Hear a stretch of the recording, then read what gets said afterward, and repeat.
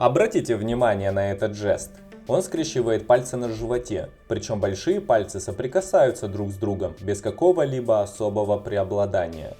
С вами словарь жестов «Как читать мысли без слов. Безразличный человек». Вялые большие пальцы свидетельствуют о неуверенности в предъявленных аргументах и бездействии воображения. К счастью, подобный жест редок. Он встречается у людей, которые лишились цели в жизни или переживают период неопределенности. Следовательно, подобный жест указывает на отказ от борьбы и даже на сумятицу в уме человека. Всегда можно переключиться с одного на другое, но делать это так утомительно, когда большие пальцы остаются апатичными. Подпишитесь на канал, чтобы иметь доступ ко всем жестам, которые помогут вам понять человека, а не его слова. Всех благ, дорогой зритель! Узнаем о человеке все.